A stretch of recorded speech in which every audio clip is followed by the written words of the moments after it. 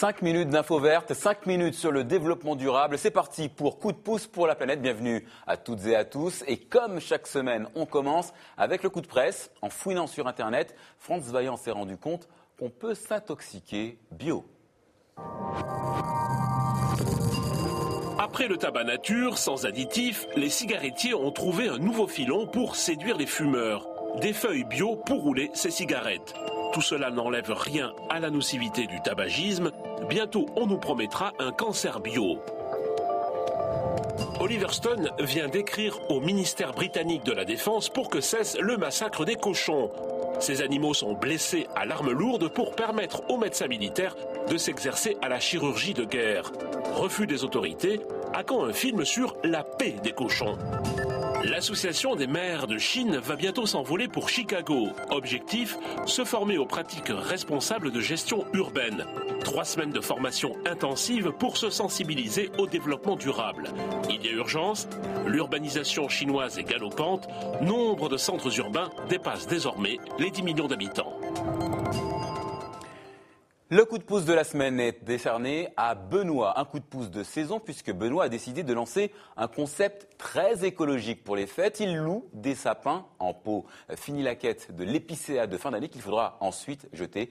Le reportage est signé Céline Cléry.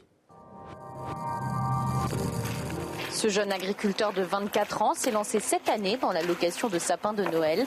Inspiré par des copains suisses qui ont lancé la marque EcoSapin en 2009, Benoît Viraud veut lui aussi sensibiliser ses clients à l'écologie en leur proposant le recyclage.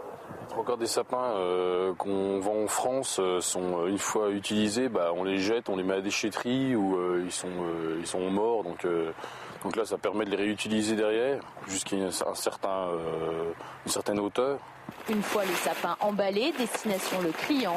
Benoît Viraud livre aujourd'hui en Bourgogne, mais aussi en région parisienne et même dans la capitale, ici dans le 11e arrondissement.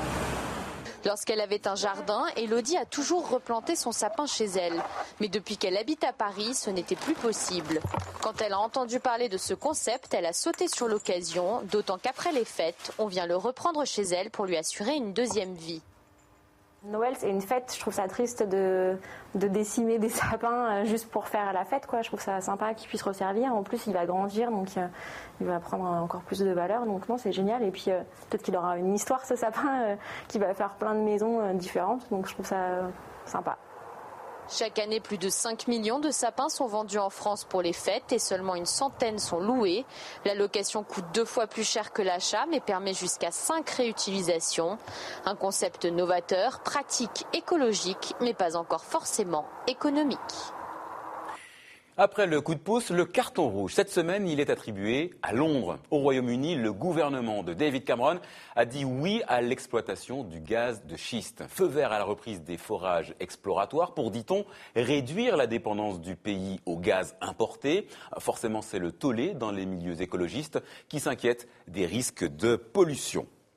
Et si pour les fêtes, on offrait une chèvre, coup de chapeau à Élevage sans frontières. Cette association propose des cartes cadeaux. Le produit de la vente permet à une famille pauvre en Afrique de recevoir un animal de ferme, une formation à l'élevage, comptez 300 € pour un abri, du matériel, une formation et bien entendu la chèvre elle-même. L'objectif pour les familles concernées est de devenir indépendantes tant sur le plan alimentaire que financier. Pour en savoir plus, direction Internet, l'adresse www.elevagesansfrontières.org. Voilà, c'est la fin de ce coup de pouce pour la planète. Mais vous le savez, votre émission continue sur Internet. On vous attend sur Facebook. Continuez à vous mobiliser. À bientôt sur TV5 Monde. Et d'ici là, prenez soin de la planète. Elle le mérite.